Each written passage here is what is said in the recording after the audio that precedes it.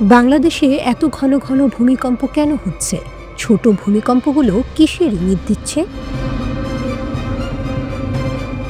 BBC বাংলার ৮ ফেব্রুয়ারি ২০২৩-এর প্রতিবেদনে বলা হয়েছে, ২০০৯ সালে সমন্বিত দুর্যোগ ব্যবস্থাপনা কর্মসূচি সিডিএমপি ও জাইকার যৌথ জরিপে বলা হয়, ঢাকায় ৭ বা তার বেশি মাত্রার ভূমিকম্প অনুভূত হলে শহরের ৭২,০০০ ভবন ভেঙে পড়বে এবং ১,৩৫,০০০ ভবন ক্ষতিগ্রস্ত হবে। তৈরি হবে ৭ কোটি টন কনক্রিটের স্তূপ। শুক্রবার সকাল থেকে শুরু করে শনিবার সন্ধ্যা পর্যন্ত এই ধারাবাহিক কম্পন ভূতাত্ত্বিক বিশেষজ্ঞদের কাছে নতুন সতর্কবার্তা। বাংলাদেশ বড় ধরনের ভূমিকম্পের উচ্চ ঝুঁকিতে রয়েছে। রাজধানী ঢাকার কাছে নরসিংদীর মাধবদীতে শুক্রবার যে ভূমিকম্পের উৎপত্তি হয়েছিল তাতে কেঁপে উঠেছিল রাজধানী ঢাকা সহ সারা দেশ, এবং ভূমিকম্পের জেরে এখন পর্যন্ত মারা গেছে অন্তত ১০ জন আর আহত হয়েছে ৫০০-র বেশি মানুষ। রিখটার স্কেলে ৫.৭ বলছে বাংলাদেশের আবহাওয়া অফিসের সিসমিক অবজারভেটরি ও রিসার্চ সেন্টার, আর যুক্তরাষ্ট্র বলছে রিখটার স্কেলে ভূমিকম্পের মাত্রা ছিল ৫.৫।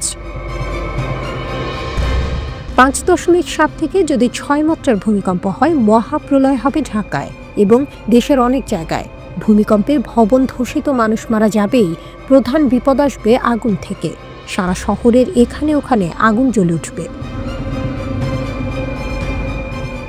শুক্রবার সকাল ১০টা ৩৮ কয়েক সেকেন্ড স্থায়ী ভূমিকম্পটিকে স্মরণকালের মধ্যে সবচেয়ে ভয়াবহ ভূমিকম্প হিসেবে বর্ণনা করেছে বাংলাদেশের আবহাওয়া বিভাগও।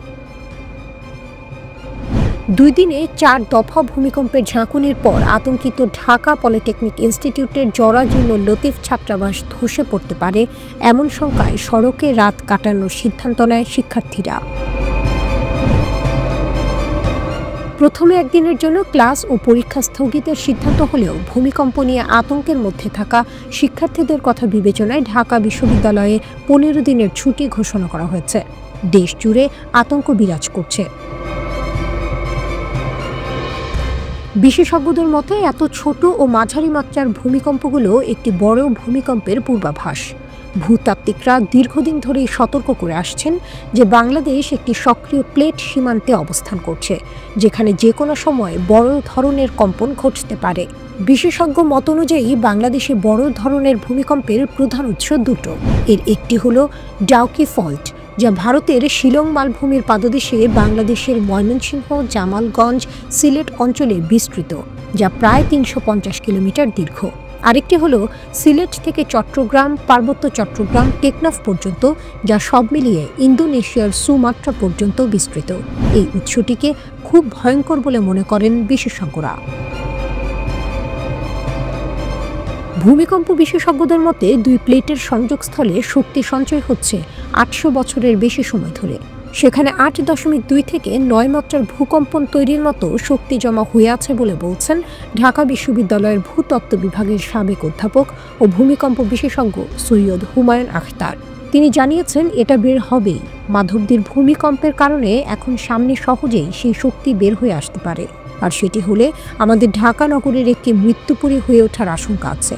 সে কারণে আর অবহেলা না করে দ্রুত কার্যকর পদক্ষেপ নেওয়া উচিত। সৈয়দ হুমায়ুন আখতার বলছেন, মাধবদীর ভূমিকম্প দেখাচ্ছে বড় শক্তি বেরিয়ে আসার পথ খুলছে। এখনই কার্যকর পদক্ষেপ না নিলে ঢাকা মৃত্যুপুরীতে পরিণত হতে পারে।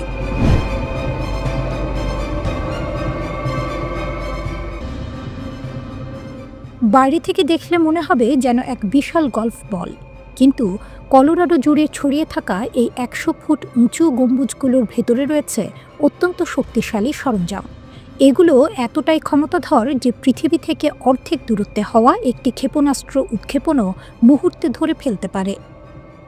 এই বিশাল আবহাওয়ারোধী শেলগুলোকে রেডম বলা হয়, যা মূলত একটি গুরুত্বপূর্ণ কারণে তৈরি করা হয়েছে, যুক্তরাষ্ট্রকে আগত ক্ষেপণাস্ত্র থেকে রক্ষা করা। এগুলো কার্যত ডিজনির এপটক থিম পার্কের প্রতিকৃতির মতো দেখতে হলেও এর ভেতরের কাজ অত্যন্ত গুরুতর। প্রতিটি রেডমের ভেতরে রয়েছে একটি শক্তিশালী স্যাটেলাইট অ্যান্টেনা, যা মার্কিন যুক্তরাষ্ট্রের বৈশ্বিক ক্ষেপণাস্ত্র সতর্কতা নেটওয়ার্কের একটি অংশ। এই নেটওয়ার্ক পৃথিবী থেকে ২২,০০০ মাইল ওপরে স্যাটেলাইটগুলোর সাথে একসাথে কাজ করে। স্যাটেলাইট উৎক্ষেপণের সঙ্গে সঙ্গেই একটি ক্ষেপণাস্ত্র থেকে নির্গত তাপকে শনাক্ত করে। এগুলো হলো I in the sky. Radar Alaska বা গ্রিনল্যান্ডের মতো প্রত্যন্ত অঞ্চলে অবস্থিত শক্তিশালী ভূমিভিত্তিক রাডারগুলো ক্ষেপণাস্ত্রের গতিপথ ট্র্যাক করে। রেডন গ্রাউন্ড স্টেশন কলোরাডোর রেডনগুলোর ভেতরে থাকা অ্যান্টেনা সেই ডেটা রিয়েল টাইমে গ্রহণ করে। এই 3 স্তর মিলে বিশ্বের অন্যতম উন্নত একটি প্রাথমিক সতর্কতা নেটওয়ার্ক গঠন করেছে, যা নিশ্চিত করে যে কোথাও ক্ষেপণাস্ত্র উৎক্ষেপণ হলে আমেরিকা সবার আগে তা জানতে পারবে। ফ্রেড নামের অ্যান্টেনা এবং ভেতরের রহস্য অরোরা কলোরাডোর বাক্সলে স্পেস ফোর্স বেজে এই রেডনগুলো অবস্থিত। ভেতরের অংশটি সাধারণ মানুষের জন্য সম্পূর্ণ নিষিদ্ধ, তবে আমেরিকার স্পেস ফোর্সের বিশেষ অনুমতিতে সেখানে প্রবেশ করে এর কার্যপদ্ধতি দেখানো হয়েছে। রেডমের ভেতরের অ্যান্টেনাটির নাম দেওয়া হয়েছে ফ্রেড। এটি স্যাটেলাইট রিড আউট স্টেশন নামে পরিচিত। এটি সেই গুরুত্বপূর্ণ সরঞ্জাম যাকে রক্ষা করার জন্য 650টি ফাইবার গ্লাস টাইলস, প্রতিটির ওজন প্রায় 355 পাউন্ড দিয়ে তৈরি রেডন শেলটি ব্যবহার করা হয়। রেডন দুটি কাজ করে: আবহাওয়া থেকে সুরক্ষা, অ্যান্টেনাটিকে তীব্র বাতাস, তুষার এবং বরফ থেকে রক্ষা করে। বাইরের কেউ যেন বুঝতে না পারে যে অ্যান্টেনাটি কোন দিকে তাক করে আছে তা নিশ্চিত করে। আশ্চর্যজনকভাবে এই অ্যান্টেনাটি ফোর্ডের, যারা গাড়ি তৈরি করে, অ্যারোস্পেস বিভাগ দ্বারা 1971 থেকে 1973 সালের মধ্যে তৈরি হয়েছিল। অ্যান্টেনাটি বাইরের দিক থেকে স্থির মনে হলেও ভেতরে এটি ক্রমাগত নড়তে থাকে এবং পৃথিবীর ঘূর্ণনের সঙ্গে সঙ্গে উপগ্রহের উপর লক্ষ্য স্থির রাখতে নিজেকে সামঞ্জস্য করে। অপারেশনস ফ্লোর সিদ্ধান্ত গ্রহণের কেন্দ্র। মিসাইল সতর্কতার আসল কেন্দ্র হল অপস ফ্লোর, অপারেশনস ফ্লোর।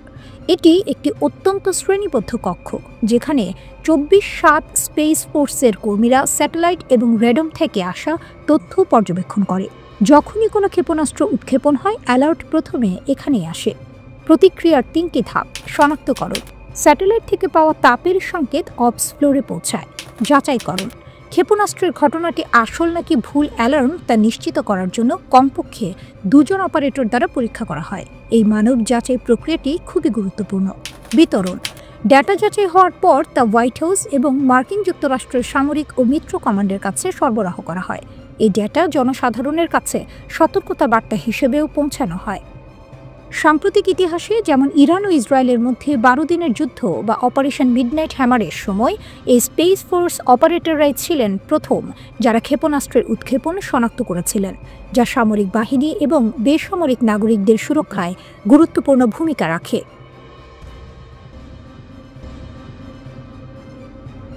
মধ্যপ্রাচ্যে নতুন যুদ্ধের আশঙ্কা। ইরান বলছে তারা প্রস্তুত। তেহরান ইসরায়েলের বিরুদ্ধে 2000 ক্ষেপণাস্ত্রের ব্যারেজ নিক্ষেপের প্রস্তুতি নিচ্ছে। চীন ও রাশিয়া নতুন অক্ষ তৈরি করে ইসরায়েলের বিরুদ্ধে যুদ্ধের জন্য ইরানকে অস্ত্র সরবরাহ করছে। ইসরায়েলের প্রতিরক্ষা সংকট প্রকাশ্যে এসেছে। ক্ষেপণাস্ত্রের মজুদ প্রায় শেষ। ইসরায়েলকে সামরিক শক্তিতে পিছিয়ে ইরান কিভাবে আকাশপথে সম্পূর্ণ আধিপত্যের দাবি করল? ইসরায়েলি প্রতিরক্ষা ঢাল ফাটল ধরায় মার্কিন যুক্তরাষ্ট্র সতর্ক করে বলেছে, আমরা সারাদিন ক্ষেপণাস্ত্র আটকাতে পারব না। ইরানের যুদ্ধের প্রস্তুতি ও সামরিক সক্ষমতা বৃদ্ধি। জানা গেছে, ইরান তার ঘোর শত্রু ইসরায়েলের সাথে পরবর্তী দফা শত্রুতার আভাস পাচ্ছে। হুমকি বাড়তে থাকায় ইরান আরেকটি যুদ্ধের জন্য ধীরে ধীরে তার অস্ত্র উৎপাদন বাড়াচ্ছে। বিশ্লেষকরা সতর্ক করেছেন যে ইসরায়েল এবং ইরানের মধ্যে আরেকটি যুদ্ধ শুরু হওয়া শুধুমাত্র সময়ের ব্যাপার। সম্প্রতি IAEA ফাইন্যান্সিয়াল টাইমসকে জানিয়েছে, ইরানের সমৃদ্ধ ইউরেনিয়ামের মজুদ যুদ্ধে অক্ষত রয়েছে। IAEA প্রধান বলেছেন যে তেহরানের কাছে প্রায় 400 কেজি 60% সমৃদ্ধ ইউরেনিয়াম রয়েছে, যা অস্ত্র গ্রেডের কাছাকাছি। ক্ষেপণাস্ত্র উৎপাদন বৃদ্ধি।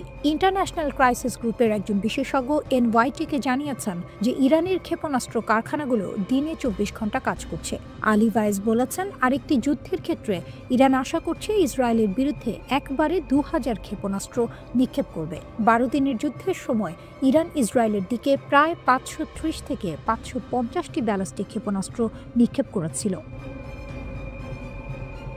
প্রায় ৪৮টি ইরানি ক্ষেপণাস্ত্র ইসরায়েলি ভূখণ্ডে প্রবেশ করে আঘাত হানে, যার ফলে ২৮ জন বেসামরিক নাগরিক নিহত হয়। ইরানের পররাষ্ট্রমন্ত্রী তেহরানের ক্ষেপণাস্ত্র সক্ষমতা সুপার স্পিড করার বিষয়ে গর্ব করেন। আব্বাস আরাকচি বলেছেন, আমাদের ক্ষেপণাস্ত্র শক্তি ১২ দিনের যুদ্ধের চেয়ে অনেক বেশি। ১২ দিনের যুদ্ধে শত্রু তার সমস্ত উদ্দেশ্য অর্জনে ব্যর্থ হয়েছে এবং পরাজিত হয়েছে। তিনি আরও বলেন, ওই যুদ্ধে জায়নবাদী শাসনের আকাশ ইসলামী প্রজাতন্ত্রের নিয়ন্ত্রণে ছিল এবং কোনো প্রতিরক্ষামূলক স্তর আমাদের ক্ষেপণাস্ত্রকে থামাতে পারেনি।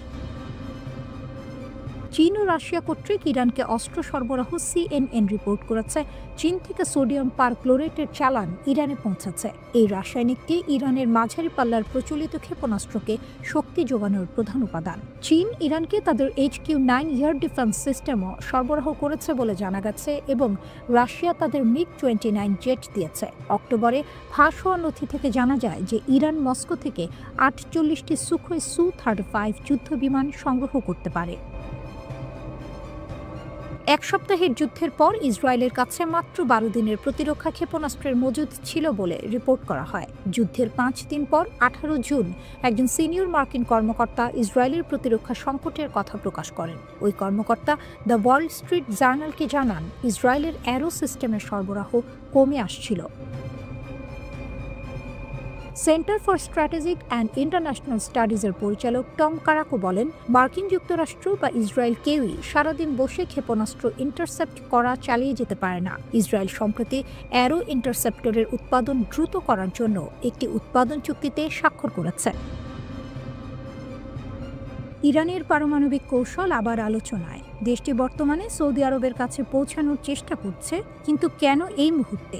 ১২ দিনের যুদ্ধের কয়েক মাস পর সর্বোচ্চ নেতা খামেনি কি কোনো চুক্তি খুঁজছেন? হোয়াইট হাউসের সফরের আগে ইরানের প্রেসিডেন্ট পেজেশকিয়ানের চিঠিতে MBS এর জন্য কি ছিল? ইরান যুক্তরাষ্ট্রের সাথে স্থবির পারমাণবিক আলোচনা পুনরায় শুরু করার জন্য মধ্যস্থতা চেয়েছিল। অর্থনৈতিক সংকট আরও খারাপ হওয়ার মধ্যে তেহরান আরও ইসরায়েলি বিমান হামলার আশঙ্কা করছে বলে জানা গেছে। রয়টার্স জানিয়েছে, ইরানি প্রেসিডেন্ট তার মার্কিন সফরের আগে সৌদি ক্রাউন প্রিন্স MBSকে একটি চিঠি পাঠিয়েছেন। পেজেশকিয়ানের চিঠিতে ইরান জোর দিয়েছে যে তারা ভবিষ্যতে কোনো ধরনের সংঘাত চায় না, তবে ইরানের কূটনৈতিক দাবিগুলো তাদের পারমাণবিক অধিকারের গ্যারান্টির ওপর নির্ভরশীল। ইরানের প্রেসিডেন্ট মাসুদ পেজেশকিয়ান বলেছেন, আমরা লড়াই করতে চাই না। প্রথম দিন থেকেই আমি বলেছি যে আমরা লড়াই চাই না। আমরা এই পৃথিবীতে শান্তি ও নিরাপত্তায় বাঁচতে চাই, কিন্তু অপমানিত হতে চাই না। আর এটা গ্রহণযোগ্য নয় যে তারা আমাদের ওপর যা চায় তা চাপিয়ে দেবে আর আমরা শুধু তাদের সেবা করব। ইরানের জনগণ পারে এবং আমরা এমন একটি দেশ গড়তে পারি যা হবে সমৃদ্ধ, গর্বিত এবং শক্তিশালী। আমরা বিশ্বের সাথে ঝগড়া করি না। আমরা তাদের ১০০ বার বলেছি, কিন্তু তারা চায় না যে আমরা দাঁড়িয়ে থাকি। তারা বলে, এসো এবং আমাদের সাথে ক্ষেপণাস্ত্রের বিষয়টি আলোচনা করো। ঠিক আছে, আমরা আলোচনা করেছি।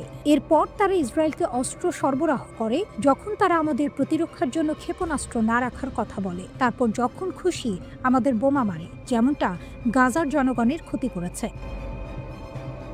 MBSকে লেখা চিঠির মাধ্যমে তেহরান কাতার এবং ওমান থেকে সৌদি আরবের মধ্যস্থতার পথ পরিবর্তন করছে। ইরানের পররাষ্ট্র মন্ত্রণালয়ের মুখপাত্র ইসমাইল বাঘাই বলেছেন, পেজেশকিয়ানের বার্তাটি ছিল সম্পূর্ণভাবে দ্বিপাক্ষিক। সৌদি আরবের ক্রাউন প্রিন্স মোহাম্মদ বিন সালমান সরাসরি আলোচনা নিয়ে তার উদ্বেগ প্রকাশ করে বলেন, যখন আমরা ঘনিষ্ঠ মিত্র তখন আমরা এই ইস্যুতে নিবিড়ভাবে একসাথে কাজ করব এবং আমরা আমেরিকা এবং ইরানের মধ্যে একটি চুক্তি পৌঁছাতে সাহায্য করার জন্য যথাসাধ্য চেষ্টা করব। আমরা বিশ্বাস করি যে ইরানের ভবিষ্যতের জন্য একটি ভালো চুক্তি থাকা ভালো, যা এই অঞ্চল এবং বিশ্বের এবং আমেরিকার বাকি অংশকে সন্তুষ্ট করবে। তাই আমরা সেই দিনটি দেখতে আমাদের যথাসাধ্য চেষ্টা করব। মার্কিন প্রেসিডেন্ট ডোনাল্ড ট্রাম্প মন্তব্য করেছেন, আর যাই হোক, ইরান একটি চুক্তি করতে চায়। আমি এর জন্য পুরোপুরি উন্মুক্ত এবং আমরা তাদের সাথে কথা বলছি। সৌদি আরবের পররাষ্ট্র মন্ত্রণালয় ইরানে IAEA পরিদর্শনের পুনঃসূচনাকে স্বাগত জানিয়েছে। ইরান আনুষ্ঠানিকভাবে IAEA এর সাথে কায়রোতে স্বাক্ষরিত সহযোগিতা চুক্তি বাতিল করেছে। জাতিসংঘের এই পারমাণবিক নজরদারি সংস্থার সর্বশেষ প্রস্তাবের প্রতিক্রিয়ায় এই পদক্ষেপ নেওয়া হয়েছে। IAEA এর প্রস্তাবে বলা হয়েছিল যে ইরানকে অবিলম্বে তার সমৃদ্ধ ইউরেনিয়াম মজুদের অবস্থা জানাতে হবে। ইসরায়েল ইরান দ্বিতীয় যুদ্ধ যে আবার শুরু হতে পারে সেই সম্ভাবনা এখন বাস্তব মনে হচ্ছে। যুক্তরাষ্ট্রের মধ্যস্থতায় হওয়া যুদ্ধবিরতি শেষ হওয়ার প্রায় 6 মাস পরও দুই দেশের নেতাদের বক্তব্য থেকে বোঝা যাচ্ছে যে কোনো সময় আবার সংঘর্ষ শুরু হতে পারে। টাইমস অফ ইসরায়েলের বিশ্লেষণ।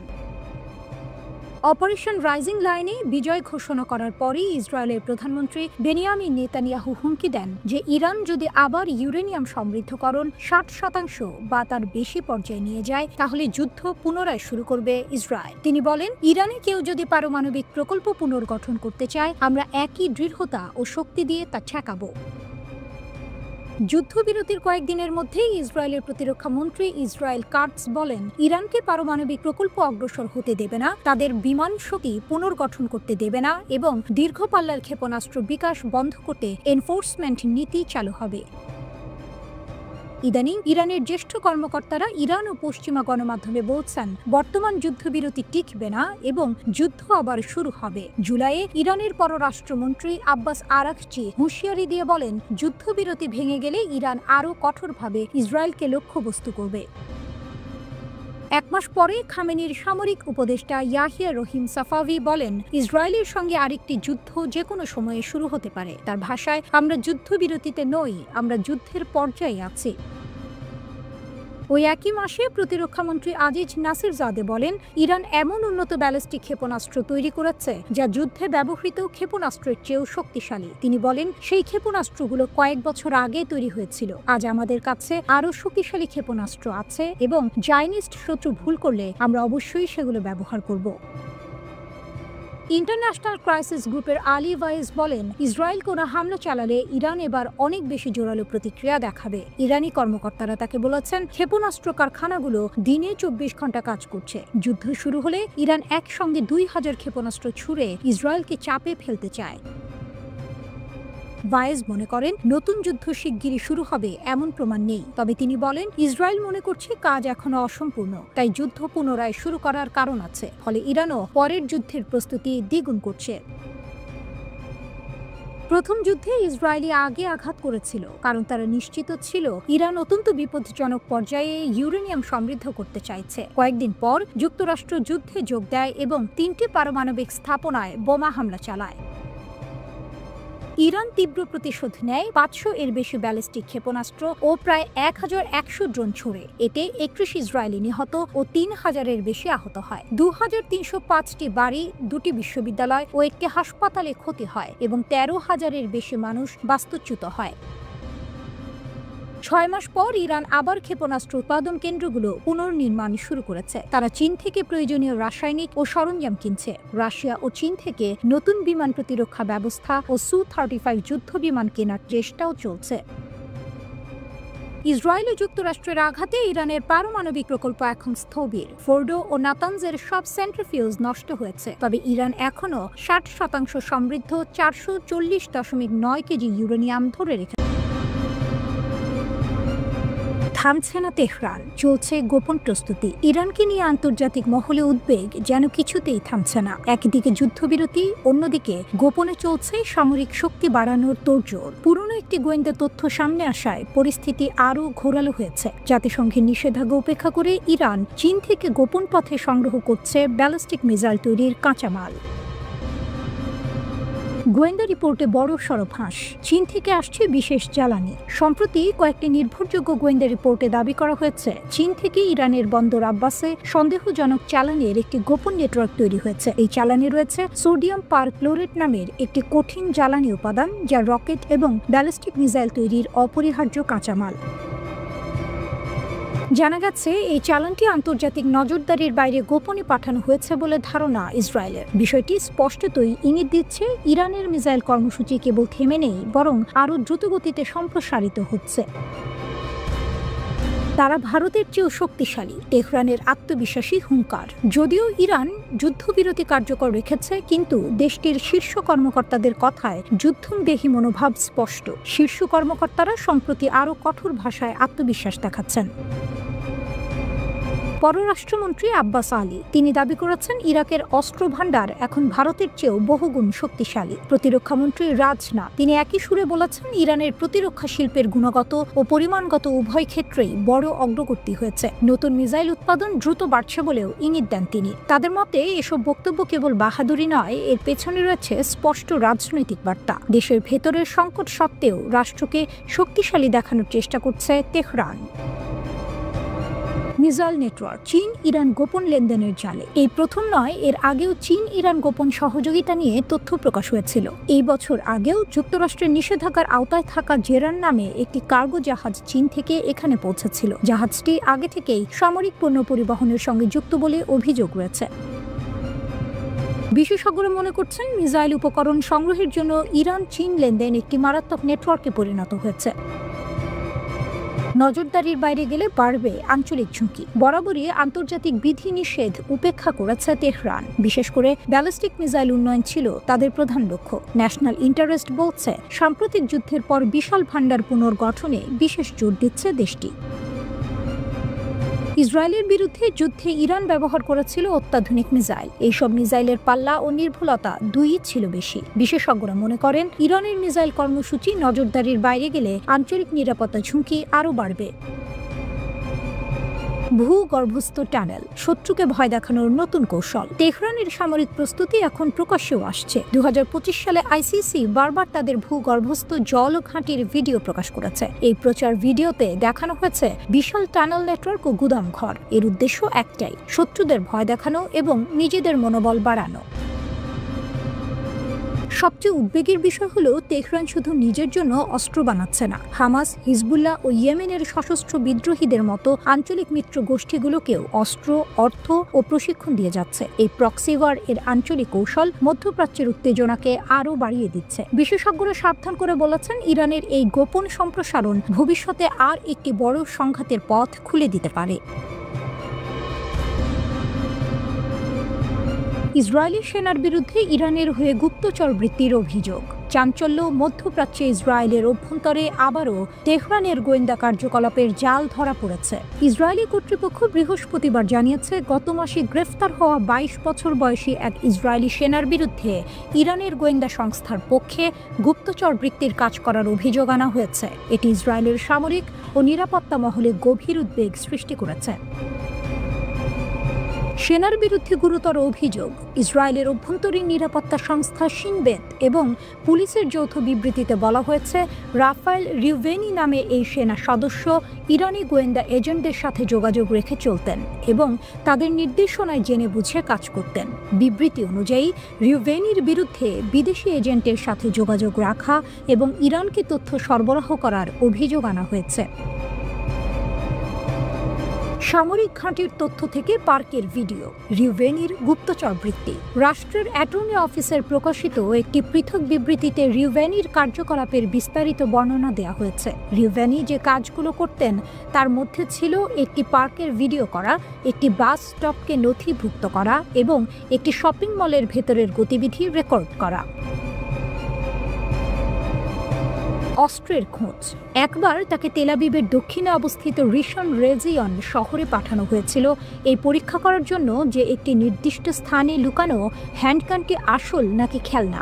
অন্য এক ব্যক্তিকে বন্দুকটি দিতে অস্বীকার করার পর তাকে সেটি অন্য একটি জায়গায় সরিয়ে দিতে বলা হয় এবং এর বিনিময়ে 2000 শেকেল দেওয়ার প্রতিশ্রুতি দেওয়া হয়।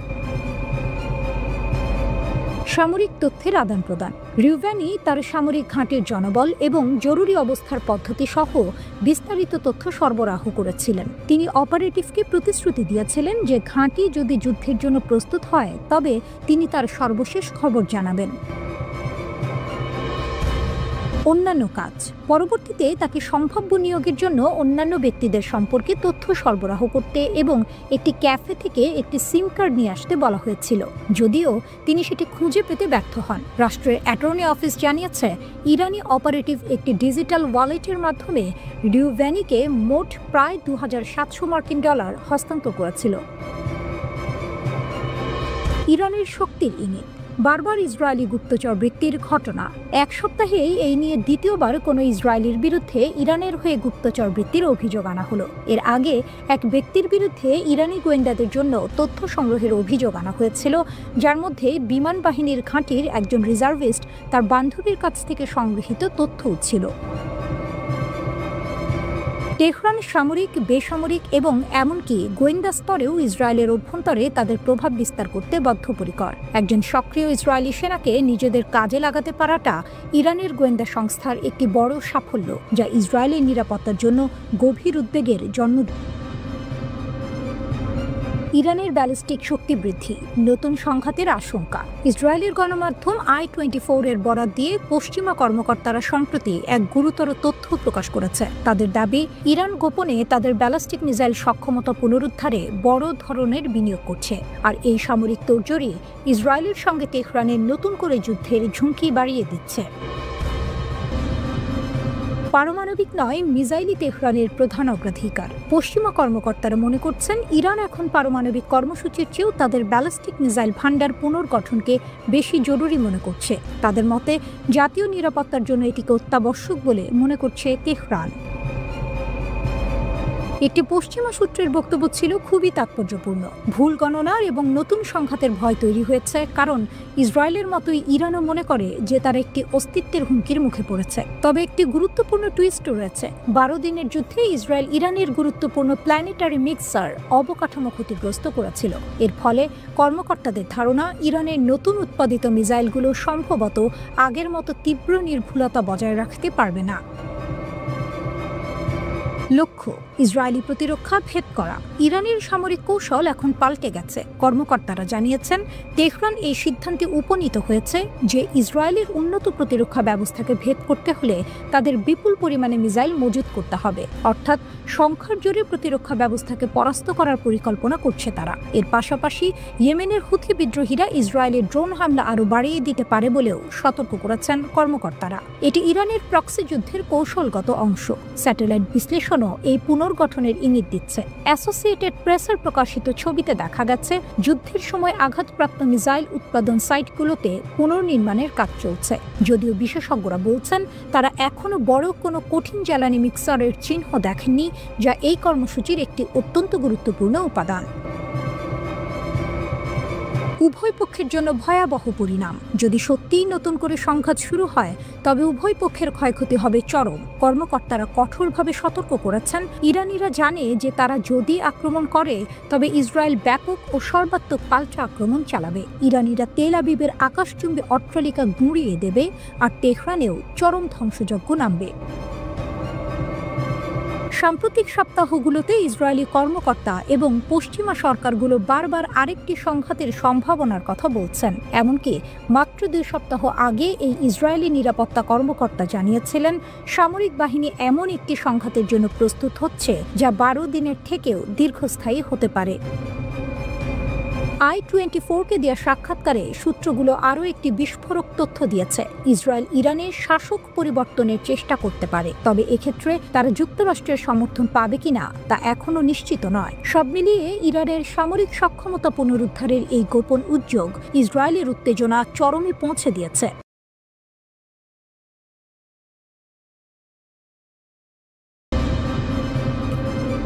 ইরানের ফিরে আসা আত্মবিশ্বাস, আঞ্চলিক ভূ রাজনীতিতে নতুন মোড়। ওয়াশিংটন ইনস্টিটিউটের এক বিশ্লেষণ অনুযায়ী, ইরানের নেতারা তাদের প্রতিবেশী ও পশ্চিমা প্রতিপক্ষদের সঙ্গে একটি উচ্চ আত্মবিশ্বাসী অবস্থান গ্রহণ করেছেন। গত জুনে ইসরায়েলের বিরুদ্ধে 12 দিনের যুদ্ধ এরপর তেহরানের নেতৃত্ব এখন বিজয়ী মনোভাব দেখাচ্ছে। তারা দৃঢ়ভাবে ঘোষণা করছে, ইরান ইসরায়েলের মোকাবিলা করতে সক্ষম। এই নতুন আত্মবিশ্বাস মার্কিন নীতি নির্ধারকদের সামনে ইরানকে মোকাবিলার কঠিন কাজটি আরও জটিল করে তুলেছে। সর্বোচ্চ নেতার বিজয়ী বার্তা। ইরানের সর্বোচ্চ নেতা আয়াতুল্লাহ আলী খামেনির বক্তব্যেই এই পরিবর্তনের সুস্পষ্ট ইঙ্গিত পাওয়া যায়। যুদ্ধের ঠিক পরে তাকে সাময়িকভাবে দুর্বল দেখালেও দ্রুতই তিনি তার চিরাচরিত দৃঢ়তা ফিরে পান। বিজয় ঘোষণা। খামেনি প্রকাশ্যে ঘোষণা করেন যে ইরানের ক্ষেপণাস্ত্রগুলো ইসরায়েলের গুরুত্বপূর্ণ স্থাপনায় প্রবেশ করে সেগুলোকে ধ্বংস করতে সক্ষম হয়েছে। তিনি এটিকে ইসরায়েলের জন্য একটি অবিশ্বাস্য আঘাত হিসেবে উল্লেখ করেন। দেশীয় সক্ষমতা। ইরানের সুপ্রিম লিডার জোর দিয়ে বলেন, এই ক্ষেপণাস্ত্রগুলো ইরানের তরুণরাই তৈরি করেছে এবং অন্য কোথাও থেকে কেনা হয়নি। তিনি আরও সতর্ক করেন যে প্রয়োজন হলে ইরান আবারও এগুলো ব্যবহার করতে প্রস্তুত। সামরিক বিশ্লেষণের সপক্ষে যুক্তি। সুপ্রিম ন্যাশনাল সিকিউরিটি কাউন্সিলের সচিব আলী লারিজানি জুলাই মাসে প্রদত্ত এক সাক্ষাৎকারে তেহরানের বিজয়ী বর্ণনার পক্ষে বিশদ যুক্তি দেন। সামরিক সুবিধা লাভ। লারিজানি স্বীকার করেন যে ইসরায়েল শুরুতে আঘাত হানলেও সময়ের সঙ্গে সঙ্গে ইরান সামরিক সুবিধা অর্জন করে এবং শত্রু রণাঙ্গনে পরাজিত হয়েছে। ইসরায়েলি স্বীকারোক্তি। তিনি ইসরায়েলের প্রাক্তন প্রধানমন্ত্রী ও বর্তমান মন্ত্রীদের বক্তব্য এবং স্থানীয় সংবাদ মাধ্যমের রিপোর্ট উদ্ধৃত করে দেখান যে ইসরায়েলও উল্লেখযোগ্য ক্ষতির সম্মুখীন হয়েছে। যুদ্ধবিরতির দাবি। তার দাবি অনুযায়ী যুদ্ধ থামাতে ইসরায়েলিরাই অনুনয় করেছিল এবং ওয়াশিংটন ও জেরুজালেম যুদ্ধ দীর্ঘায়িত করতে ভয় পাচ্ছিল বলেই যুক্তরাষ্ট্র দ্রুত যুদ্ধবিরতির নির্দেশ দেয়। পারমাণবিক আলোচনায় অনীহা। তেহরানের এই সামরিক আত্মবিশ্বাস কূটনৈতিক উদ্যোগকেও প্রভাবিত করেছে। ইরান এখন পারমাণবিক আলোচনায় ফেরার জন্য কোনো তাড়াহুড়ো দেখাচ্ছে না। অপরিণত পরিস্থিতি। ইরানের কর্মকর্তারা মনে করেন সাম্প্রতিক সামরিক সংঘাতের কারণে সৃষ্ট সর্বোচ্চ চাপ এখন আর কার্যকর নয়। নভেম্বরের শুরুর দিকে পররাষ্ট্র মন্ত্রণালয়ের মুখপাত্র স্পষ্ট জানান, অর্থপূর্ণ আলোচনার জন্য পরিস্থিতি এখনো অনুকূল নয়, কঠিন শর্তারোপ। সর্বোচ্চ নেতা খামেনি যুক্তরাষ্ট্রকে ইসরায়েলি সমর্থন বন্ধ করা এবং অঞ্চল থেকে তাদের সামরিক ঘাঁটি সরিয়ে নেওয়ার মতো শর্তারোপ করেছেন, যা অদূর ভবিষ্যতে আলোচনার সম্ভাবনাকে বাতিল করে দেয়। ইরান এখন ক্ষেপণাস্ত্র কর্মসূচির উপর পারমাণবিক কর্মসূচির মতোই বা তার চেয়েও বেশি মনোযোগ দিতে পারে। সামরিক সক্ষমতার এই পুনর্গঠন তেহরানের পরবর্তী সরাসরি চ্যালেঞ্জের একটি মূল সূচক হিসেবে বিবেচিত হচ্ছে। সব মিলিয়ে ইরান এখন আর আক্রমণের শিকার হওয়ার ভয়ে থাকা কোনো দেশ নয়, বরং এটি তার কৌশলগত পরিস্থিতি সম্পর্কে নিশ্চিতভাবে আত্মবিশ্বাসী।